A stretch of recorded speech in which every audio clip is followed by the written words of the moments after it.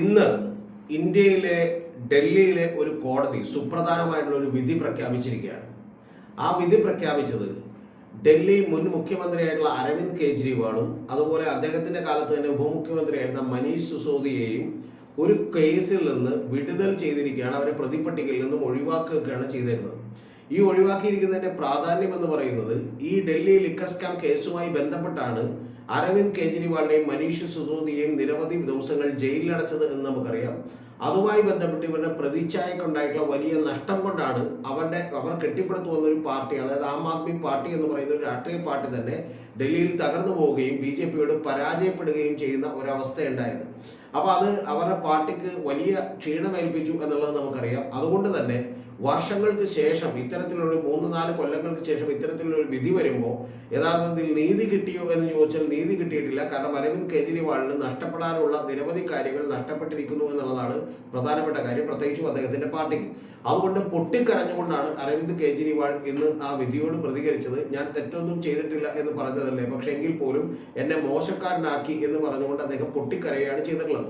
നിങ്ങളൊന്ന് ആലോചിച്ച് നോക്കണം, ഇത് സംഭവിക്കുന്നത് ഇന്ത്യയിലെ ഏതെങ്കിലും ഒരു സാധാരണക്കാരായിട്ടുള്ള മനുഷ്യനല്ല, പകരം ഡൽഹിയിലെ മുഖ്യമന്ത്രിയായിരുന്ന, നേരത്തെ IRS ഉദ്യോഗസ്ഥനായിരുന്ന, ഒരു വലിയ നല്ല വിവരവും വിദ്യാഭ്യാസവുമുള്ള വലിയൊരു പാർട്ടിയും അതുപോലെ സംവിധാനവും കൂടെ ഉണ്ടായിരുന്ന ഒരു മനുഷ്യനാണ് എന്ന് കൂടി നിങ്ങൾ ആലോചിക്കണം. ഇങ്ങനെയാണെങ്കിൽ സാധാരണ മറ്റേതൊരു സാധാരണക്കാരനും ഇത് സംഭവിക്കാമല്ലോ എന്ന് നമ്മൾ ആദ്യം തന്നെ ആലോചിക്കേണ്ടതാണ്.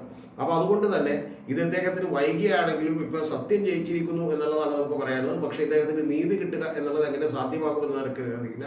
കാരണം ഡൽഹിയിലെ ഗവൺമെൻറ് മാറിയിട്ട് BJP ഗവൺമെൻറ്റാണ് ഇപ്പോൾ ഭരിക്കുന്നത്. അതിൻ്റെ പ്രധാനപ്പെട്ട കാരണം ഇദ്ദേഹത്തിൻ്റെ അറസ്റ്റും അവർ ശിക്ഷിച്ചിട്ടുള്ള ഒരു പുകമറയുമാണ്. ഇദ്ദേഹത്തിൻ്റെ ഒരു ക്രെഡിബിലിറ്റി തകർക്കാനുള്ള ഒരു ശ്രമം ഈ കേസ് മൂലം വിജയിച്ചിരിക്കുന്നു എന്നുള്ളതാണ് വാസ്തവം. രണ്ടാമത്തെ കാര്യം, വ്യക്തിപരമായി അരവിന്ദ് കെജ്രിവാളിനെ സംബന്ധിച്ചിടത്തോളം അദ്ദേഹം ഏതാണ്ട് 156 ദിവസം കൃത്യമായിട്ട് ജയിലിലും പിന്നെ ഏതാനും ദിവസങ്ങൾ അദ്ദേഹം പോലീസ് കസ്റ്റഡിയിൽ ചോദ്യം ചെയ്യലിലും അതുപോലെ എൻഫോഴ്സ്മെന്റ് ഡയറക്ടറേറ്റ് CBIയുടെ ഒക്കെ കസ്റ്റഡിയിലും വിട്ടുകൊടുക്കേണ്ട എന്ന് പറഞ്ഞാൽ ഏതാണ്ട് ഒരു 186-177 അടക്കമുള്ള ദിവസങ്ങൾ അദ്ദേഹത്തിന്റെ ജീവിതത്തിൽ നിന്ന് ഇവരെടുത്തതിന് പകരം എന്താണ് കൊടുക്കാൻ കഴിയുക എന്നുള്ളത് ഒരു വലിയ ചോദ്യമാണ്. പക്ഷെ ഇത്തരം ചോദ്യങ്ങളൊക്കെ ഉണ്ടെങ്കിലും യഥാർത്ഥത്തിൽ കേന്ദ്ര ഗവൺമെന്റ് അവരുടെ അന്വേഷണ ഏജൻസികളെ ഉപയോഗിച്ചുകൊണ്ട് രാഷ്ട്രീയ എതിരാളികളെ പോലും തകർക്കാൻ ശ്രമിക്കുന്ന ഒരു പരിപാടിക്ക് കിട്ടിയിട്ടുള്ള വലിയ തിരിച്ചടിയാണ് എന്നത് പറയാതെ വയ്യ. ഇത് പറയുമ്പോൾ നമ്മൾ 2 കാര്യങ്ങൾ കൂടി പരിശോധിക്കേണ്ടതുള്ളൂ. ഒന്ന്, എന്തുകൊണ്ടാണ് മറ്റു രാഷ്ട്രീയ പാർട്ടികളൊന്നും എയിം ചെയ്യാതെ ആം ആദ്മി പാർട്ടിയെ മാത്രം ലക്ഷ്യമിട്ടത് എന്നുള്ള ഒരു വലിയ ചോദ്യമാണ്. രണ്ടാമത്തേത്, ഏറ്റവും പ്രധാനപ്പെട്ട കാര്യം, ഈ കേസ് എങ്ങനെയാണ് ഉത്ഭവിച്ചത് എന്നുള്ളതാണ്. 2022 22 ജൂലൈന് ഡൽഹിയിലെ ഓഡിറ്റർ ജനറൽ, അതായത് വിനയ് കുമാർ സക്സേന, ഒരു CBI പ്രോബ് ആവശ്യപ്പെടുന്നു ഈ ലിക്കർ പോളിസിയുമായി ബന്ധപ്പെട്ട്. അതായത് ഒരു ഗവൺമെന്റ് എടുക്കുന്ന ഒരു ലിക്കർ പോളിസിയാണ്. ആ ലിക്കർ പോളിസി കൊണ്ട് തന്നെ ഒരു നയപരമായ തീരുമാനമാണ്, അല്ലാതെ അതിന്റെ പുറത്ത് അഴിമതി നടത്തി എന്നുള്ള ഒരു നയപരമായ തീരുമാനമാണ്. അവരുടെ ഏതാണ്ട് 800-ലധികം വരുന്ന ലിക്കർ ഔട്ട്ലെറ്റുകൾ മറ്റുള്ള പാർട്ടികൾക്ക് കൊടുക്കാൻ വേണ്ടിയിട്ടുള്ള ഒരു തീരുമാനമെടുക്കുകയാണ്. ആ തീരുമാനം എടുക്കുന്നതുമായി ബന്ധപ്പെട്ട് വീണ്ടും ഇദ്ദേഹത്തിന്റെ ആരോപണത്തിന് ശേഷം ചീഫ് സെക്രട്ടറി കൂടി ഒരു റിപ്പോർട്ട് അവിടുത്തെ ലഫ്റ്റനന്റ് ഗവർണർക്ക് അയക്കുന്നു. കാരണം അവിടുത്തെ സംവിധാനം നമുക്കറിയാം, അവിടുത്തെ ഗവർണർക്ക് കുറെ കൂടി അധികാരങ്ങളുണ്ട്. കാരണം അതൊരു കേന്ദ്രഭരണ പ്രദേശത്തെ ഒരു താൽക്കാലികമായിട്ടുള്ള ഒരു മുഖ്യമന്ത്രി മാത്രമാണ്. അതായത് ഫുൾ പവറുകളില്ലേ ഇപ്പൊ കേരളത്തിലെയോ കർണാടകത്തിലെയോ പഞ്ചാബിലെയോ ഒക്കെ പോലെ തന്നെ. ആ റിപ്പോർട്ടിൽ പറയുന്ന ഏറ്റവും പ്രധാനപ്പെട്ട കാര്യം 580 കോടി രൂപയുടെ നഷ്ടമാണ് ഈ ആർബിട്രറി ആയിട്ടുള്ള ഏകപക്ഷീയമായിട്ടുള്ള നടപടികൾ കൊണ്ടുണ്ടായത് എന്നുള്ളതാണ് പറഞ്ഞേക്കുന്നത്. അതിൽ തന്നെ അടുത്തൊരു ആരോപണം വന്നിരുന്നത് അതിൽ 580 കോടി രൂപ നഷ്ടമുണ്ടായി. കാരണം അത് ചില ആളുകളെ ബ്ലാക്ക് ലിസ്റ്റ് ചെയ്ത ചില കമ്പനികൾക്ക് കൊടുത്തിരുന്നു, അതുപോലെ ചില ആളുകൾക്ക് കൊടുക്കാൻ വേണ്ടിയിട്ട് പോളിസിയിൽ ചില മാറ്റങ്ങൾ ഉണ്ടാക്കിയിരുന്നു എന്നൊക്കെയുള്ള ആരോപണങ്ങളാണ് ഉണ്ടായിട്ടുള്ളത്. അതിൽ തന്നെ 100ഓളം കോടി രൂപ ആം ആദ്മി പാർട്ടിക്ക് അഴിമതി പണമായി കൈപ്പറ്റിയെന്നും അതിൽ 30 കോടിയോളം രൂപ ഹവാല പണമായി തന്നെ കൈപ്പറ്റിയെന്നുമാണ് പറഞ്ഞിട്ടുള്ളത്. ഇതിനെല്ലാം ആധാരമായിട്ടുള്ള കാര്യമെന്ന് പറയുന്നത് മനേക് എന്ന് പറയുന്ന ദിനേശ് അറോറ എന്ന് പറയുന്ന 2 പേരെ കൊണ്ട് ഈ മാപ്പുസാക്ഷികളാക്കി CBIയും എൻഫോഴ്സ്മെന്റ് ഡയറക്ടറേറ്റും ഒക്കെ വെക്കുകയും ആ മാപ്പുസാക്ഷികളുടെ മൊഴികളിൽ പെട്ട് മാത്രം അതും കൊണ്ടുള്ള തെളിവുകൾ കൊണ്ട് മാത്രമാണ് ഈ അരവിന്ദ് കെജ്രിവാളിനെയും അതുപോലെ തന്നെ മനീഷ് സിസോദിയെയും ഒക്കെ കൃത്യമായി ജയിലിലേക്ക് അയക്കാൻ അവർക്ക് കഴിഞ്ഞത്. അതിന്റെ പ്രധാനപ്പെട്ട കാര്യം, ആദ്യം ഇതിന്റെ കറപ്ഷൻ ചാർജസ് ഒക്കെ തന്നെ CBI ആണ് അന്വേഷിച്ചതെങ്കിൽ, അതുപോലെ ക്രിമിനൽ ഗൂഢാലോചനയും CBI ആണ് അന്വേഷിച്ചതെങ്കിൽ, ഏറ്റവും പ്രധാനപ്പെട്ട ഒരു അന്വേഷണം കൂടി നടത്തിയത് എൻഫോഴ്സ്മെന്റ് ഡയറക്ടറേറ്റ് ആണ്. അത് മണി ലോണ്ടറിംഗ് ആക്ട് ആണ്. അത് PMLA ആക്ട് എന്ന് പറയുന്ന മണി ലോണ്ടറിങ് ആക്ട് ആകുമ്പോൾ യഥാർത്ഥത്തിൽ ജാമ്യം കിട്ടൽ വളരെ വളരെ ബുദ്ധിമുട്ടാണ്. ഇന്ത്യൻ നിയമം കൃത്യമായി അറിയുന്ന ആളുകൾക്കറിയാം. അതുകൊണ്ടാണ് 170ഓളം ദിവസങ്ങളിൽ അരവിന്ദ് കെജ്രിവാൾ ജയിലിൽ കിടക്കേണ്ടി വന്നത്. അതുപോലെ ഏതാണ്ട് അതിന് വളരെയധികം ദിവസങ്ങൾ മനീഷ് സിസോദിയയും ജയിലിൽ കിടക്കേണ്ടി വന്നത് എന്ന് നമുക്കറിയണം. പക്ഷെ ആ കേസിലാണ് ഇവർക്കെതിരെ ഒരു തെളിവിന്റെ അംശം പോലും ഇല്ല എന്ന് പറഞ്ഞുകൊണ്ട് വിചാരണ നടത്തുന്നതിന് മുമ്പ് തന്നെ പ്രതിപ്പട്ടികയിൽ നിന്ന് ഇവരെ ഒഴിവാക്കണം എന്ന് പറഞ്ഞിട്ടുള്ളത്. ഇതിന്റെ പിന്നിലുള്ള ഒരു ചതി കൂടി എന്റെ പ്രേക്ഷകർ തിരിച്ചറിയണം. എന്ന് പറഞ്ഞാൽ BJPയും അതുപോലെ തന്നെ NDA ഗവൺമെന്റും ഒക്കെ നരേന്ദ്രമോദി ഗവൺമെന്റും ഒക്കെ ചെയ്തൊരു കാര്യം, യഥാർത്ഥത്തിൽ ഇതുകൊണ്ട് ആം ആദ്മി പാർട്ടിയെ ഏതാണ്ട് ഇല്ലാതാക്കാൻ തന്നെ, അല്ലെങ്കിൽ ഈ അരവിന്ദ് കെജ്രിവാളിനെ തന്നെ ഒരു ക്രെഡിബിലിറ്റി തകർക്കാൻ അവർക്ക് കൃത്യമായിട്ട് കഴിഞ്ഞു. അതുകൊണ്ട് അവരുടെ പ്ലാനുകൾ വിജയിക്കുകയും ഡൽഹിയിൽ അവർക്ക് ഭരണത്തിലെത്താൻ കഴിയുകയും ചെയ്തു എന്നുള്ളതാണ്.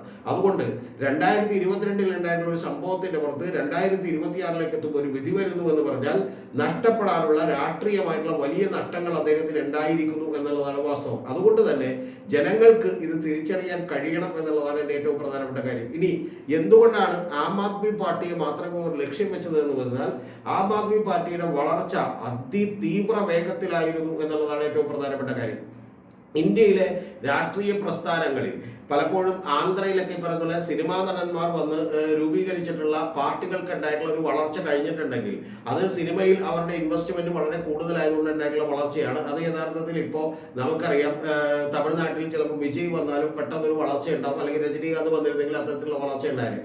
അത്തരത്തിലുള്ള വളർച്ചകളെ നമ്മൾ ഒഴിച്ചു വെച്ചാൽ രാഷ്ട്രീയക്കാർ ആരെങ്കിലും വന്ന് രൂപീകരിക്കുന്ന ഒരു പാർട്ടിക്ക് അത്ര വളർച്ച ഉണ്ടാക്കാൻ കഴിഞ്ഞില്ല. കാരണം 2010 പാർട്ടി രൂപീകരിക്കുകയും 2012 തന്നെ ഡൽഹിയിലേക്ക് അധികാരത്തിൽ വരാൻ കഴിയുകയും ചെയ്തു എന്ന് മാത്രമല്ല, ഹരിയാനയിലും ഗുജറാത്തിലെ ചില നഗരസഭകളിൽ അവർക്ക് വലിയ നേട്ടമുണ്ടാക്കാൻ കഴിഞ്ഞിട്ടുണ്ട്. അതുപോലെ ഹരിയാനയിൽ ഏതാണ്ട് ഒരു സർട്ടൻ പെർസെൻറ്റേജ് ഓഫ് വോട്ടുകൾ നേടാൻ അവർക്ക് കഴിഞ്ഞിട്ടുണ്ട്. കൂടാതെ ഒരു 10 കൊല്ലം കഴിയുമ്പോൾ തന്നെ പഞ്ചാബിൽ അവർക്ക് അധികാരം പിടിക്കാൻ കഴിയുന്ന അവസ്ഥയിലേക്ക് എത്തിയിട്ടുണ്ട്. എന്ന് പറഞ്ഞാൽ ഇതെല്ലാം തന്നെ BJPക്ക് വലിയ ഭീഷണിയായിരുന്നു എന്നുള്ളത് മാത്രമല്ല, BJPക്ക് മാത്രമല്ല യഥാർത്ഥത്തിൽ മറ്റുള്ള സാധാരണ എല്ലാ രാഷ്ട്രീയ പാർട്ടികളും തമ്മിൽ ഒരു കൊടുക്കൽ വാങ്ങലുകളുണ്ട്.